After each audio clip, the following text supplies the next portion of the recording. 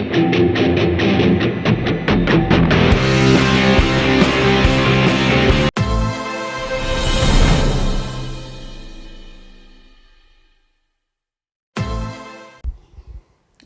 after study of combination reaction, now we will discuss about decomposition reaction.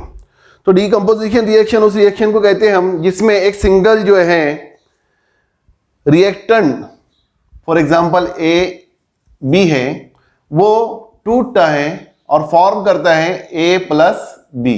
ठीक है, इसको decomposition reaction कहेंगे हम.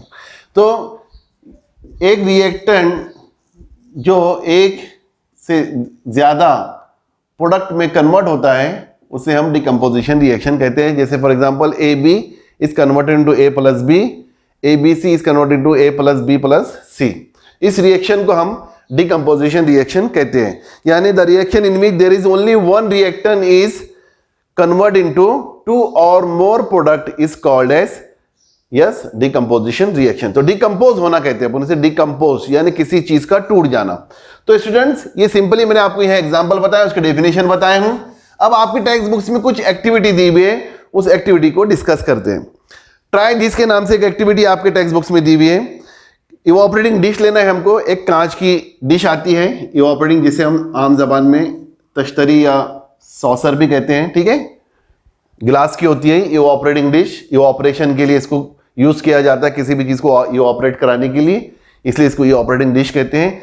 चाय भी हम इसी में इसलिए पीते हैं ताकि जल्दी से जो है वो उसमें की जो हीट है इवोपरेट हो जाए और वो ठंडी हो जाए. ठीक है, तो उसकी सरफेस ज्यादा रहती है. तो स्टूडेंट्स, इवोपरेटिंग डिश कहते हैं हम इसे. इसमें हमको क्या लेना है? इवोपरेटिंग डिश लेना है, बंसन बर्नर लेना है, एक बर्नर लेना है गर्म करने के लिए. ठीक है, हीट करने के लिए. केमिकल में हमको लेना है शुगर. इस एक्टिविटी के अंदर हमको क्या क्या लेना है? Try this sugar. शुगर ले लिया हमने. ठीक है, केमिकल में.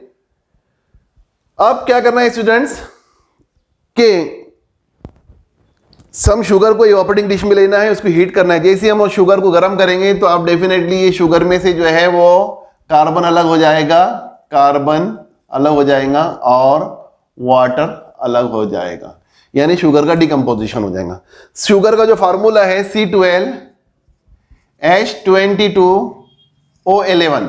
ठीक है, ये उसका फार्मूला है शुगर का. तो अब अगर हमने इसको गर्म कर दिया तो इसमें से कार्बन अलग हो जाएंगे, यानी 12 कार्बन के मॉलिक्यूल्स अलग हो जाएंगे. ठीक है, प्लस बचा क्या इसमें? वाटर. तो ये हो जाएगा H2O. How much? कितने हैं ऑक्सीजन? 11. ठीक है ना, ऑक्सीजन 11 है तो यहां 11 लगा देंगे. ये हो गया है 22 हाइड्रोजन इसके अंदर और ऑक्सीजन 11. तो स्टूडेंट्स, ये भी डिकम्पोजिशन रिएक्शन होगा. ये कार्बन है, तो जैसे ही हम कार्बन इसको गर्म करते हैं शुगर को, तो इसमें का वाटर जो है वो इवोपरेट हो जाता है और नीचे रिमेनिंग जो पार्ट रह जाता है वो ब्लैक हो जाता है, काला पड़ जाता है. उस ब्लैक हिस्से को हम कार्बन कहते हैं, उस ब्लैक पार्ट्स को कार्बन कहते हैं. और ये वाटर जो है ये वेपर्स की शक्ल में निकल जाता है. ठीक है ना. तो इस तरह से हमने ये लिए थे सॉलिड फॉर्म में, शुगर सॉलिड फॉर्म में लिया था. इससे हमको जो चीज मिली है हीट करने के बाद, इसको इवोपरेटिंग डिश में हमने हीट किया तो हमको जो चीज मिली है वो कार्बन और वाटर मिली है. तो स्टूडेंट्स, इस रिएक्शन को हम डिकम्पोजिशन रिएक्शन क्यों करेंगे? Single product, single reactant is decompose into the two or more product is called as decomposition reaction. Decompose किया जाता है इसके अंदर, इसलिए इसको हम डिकम्पोज रिएक्शन कहते हैं. ठीक इसी तरह से इसी एक्टिविटी के अंदर दूसरी चीज ली जा रही है.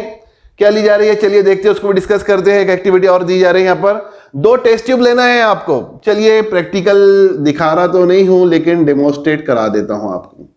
2 टेस्ट ट्यूब लेना है. 2 टेस्ट ट्यूब में हमको, ठीक है, समझ लीजिए 2 टेस्ट ट्यूब लिया मैंने. एक टेस्ट ट्यूब में हम यहां पर लेंगे कैल्शियम कार्बोनेट. ठीक है ना, क्या लेंगे स्टूडेंट्स? Calcium carbonate. और दूसरे टेस्ट ट्यूब में हम लेंगे कैल्शियम हाइड्रोक्साइड्स.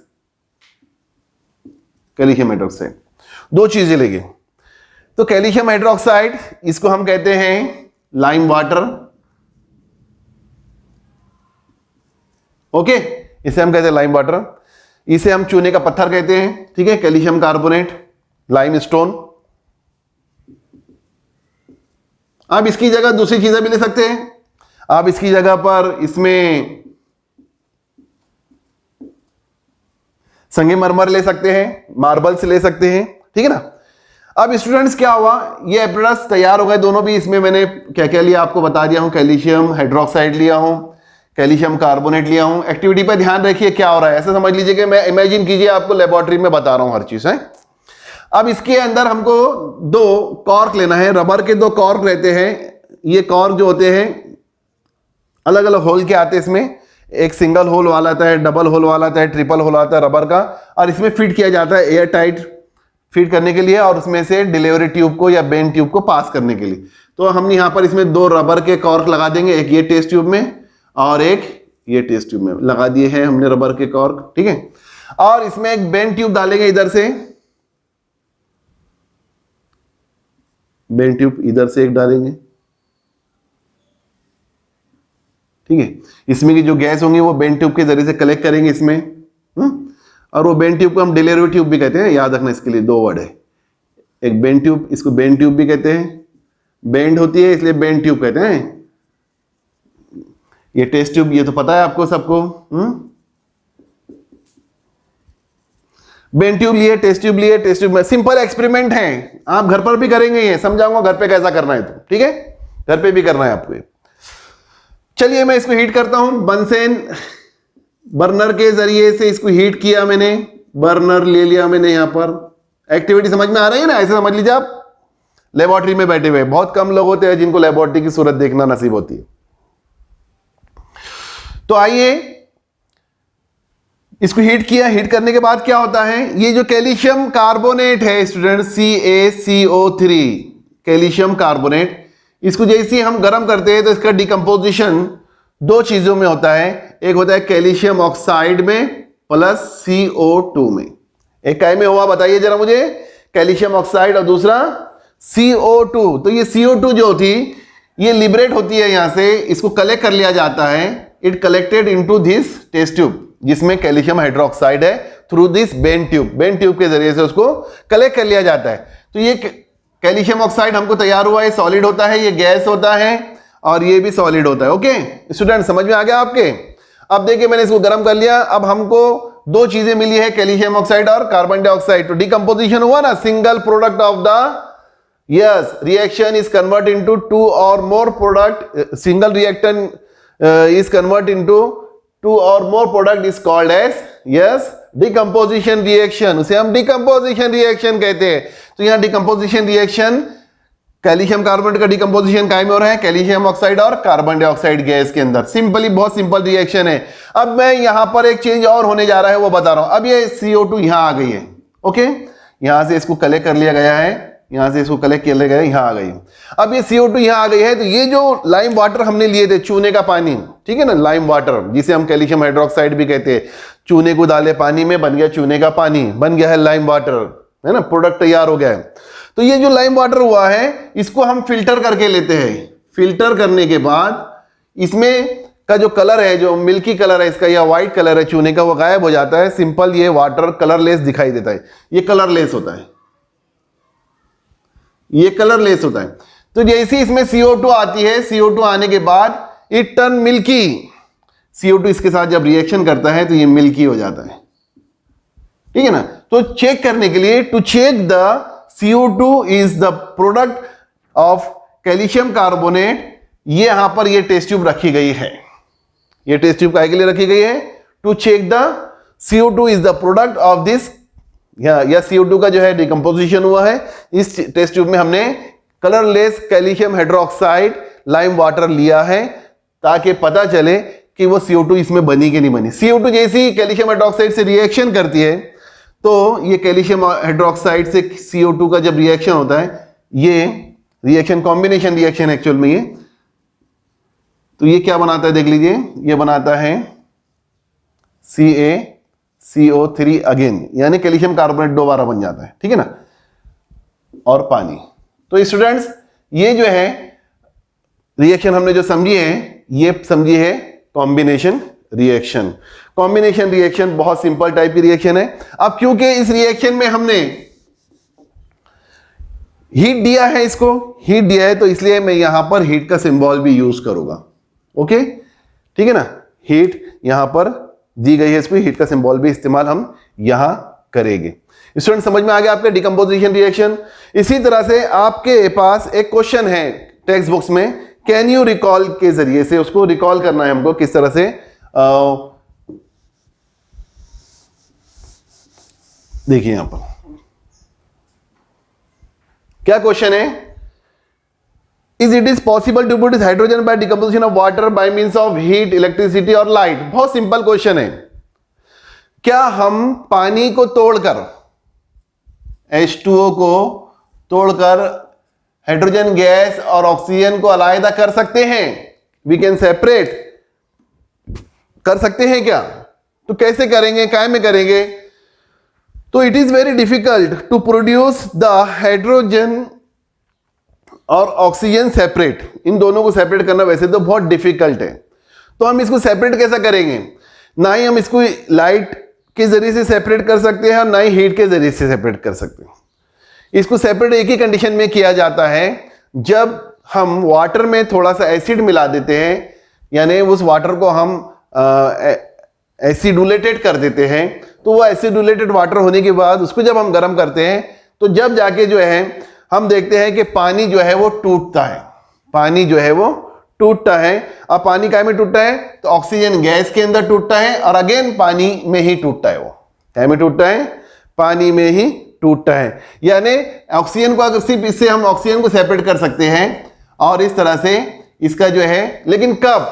ये प्रोसेस जो कहलाता है इसे हम कहते हैं इलेक्ट्रोलिसिस। क्या कहते हैं इसको? Electrolysis of water, electrolysis of water. यानी ये होगा हीट के जरिए से नहीं होगा और ना ही काय के जरिए से होगा, लाइट के जरिए से होगा। लेकिन इसमें से जब हम करंट पास करते हैं तो कब? जब इसमें हम एसिड ऐड करेंगे, एसिडुलेटेड कर देंगे उसको, ठीक है। जब हम इसमें एसिड ऐड कर देंगे तो ये वाटर टूट जाएगा, ऑक्सीजन अलग हो जाएगी और फिर पानी अगेन उसमें बना हुआ रहेगा और उसमें से करंट पास हम जब करेंगे इलेक्ट्रोलिसिस, हम इस प्रोसेस को हम इलेक्ट्रोलिसिस कहते हैं। तो एक कैन यू रिकॉल में एक क्वेश्चन है आपको, उसको एक्सप्लेन किया हूं मैंने कि is it is possible to produce hydrogen by decomposition of water.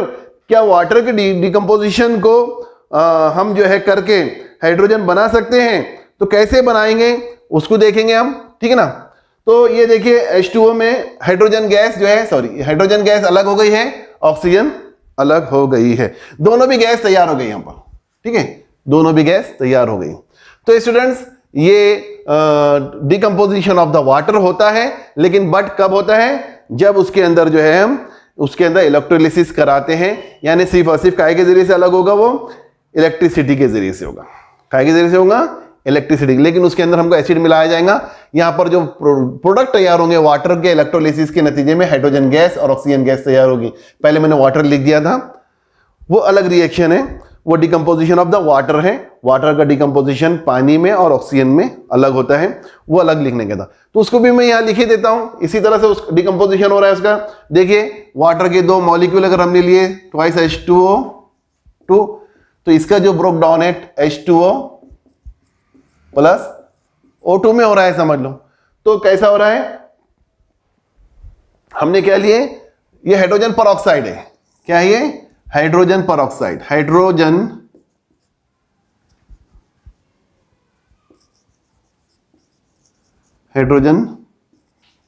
Peroxide. देखिए हाइड्रोजन परऑक्साइड को अगर हमने तोड़े हैं तो वो भी पानी के अंदर ऑक्सीजन के अंदर अलग होगा। वाटर को तोड़ सकते हैं हम, हाइड्रोजन को अलग कर सकते हैं ऑक्सीजन से इलेक्ट्रोलिसिस के जरिए से। तो स्टूडेंट्स ये हुआ है केमिकल रिएक्शंस, डिकम्पोजिशन रिएक्शन में हमने टाइप्स ऑफ केमिकल रिएक्शन समझे। स्टूडेंट बहुत सारे चेंजेस जो है हमारे इतराफ होते रहते हैं, लेकिन हम गौर नहीं करते, हम इस पर सोचते नहीं हैं क्या चीज है। तो हम देखते हैं कि हमारे इतराफ में, हमारे सराउंडिंग में बहुत सारे लिविंग ऑर्गेनिज्म है, इनका खुद ब खुद डिकम्पोजिशन होता है ना। बहुत सारे एनिमल्स होते हैं, ये जमीन के अंदर बरीड हो जाते हैं, धस जाते हैं, मर जाते हैं, दब जाते हैं, इनका डिकम्पोजिशन हो जाता है। हमने कभी गौर किए कि क्रूड ऑयल कैसे तैयार होता है? हमने कभी गौर किए कि बायोगैस कैसे तैयार होता है? ये रिजल्ट है, ये प्रोडक्ट है डिकम्पोजिशन ऑफ ऑर्गेनिक मैटर के। जितने भी ऑर्गेनिक मैटर होते हैं, जितने भी ऑर्गेनिक वेस्ट होते हैं, इनका जो डिकम्पोजिशन होता है वो डिकम्पोजिशन होता है माइक्रो ऑर्गेनिज्म के जरिए से। और वो माइक्रो ऑर्गेनिज्म जो डिकम्पोजिशन कहते हैं, इसके हम बायोडिग्रेडेशन भी कहते हैं। क्या कहते हैं इसे? बायोडिग्रेडेशन भी कहते हैं। तो बायोडिग्रेडेशन के जरिए से डिकम्पोजिशन होता है, माइक्रो ऑर्गेनिज्म के जरिए से डिकम्पोजिशन होता है। उसके नतीजे में हमको बहुत सारे मैन्यूअर्स, बहुत सारे जो है ऑर्गेनिक कंपाउंड्स मिलते हैं, जिसका रिसाइकलिंग होता है। और इसी तरह से स्टूडेंट बायोगैस, क्रूड ऑयल्स, ये सब इसी के जरिए से तैयार होते हैं। इसे हम जो है बायोफ्यूल या बायोगैस फ्यूल भी कहते हैं। ये डिकम्पोजिशन में हमने देखा है।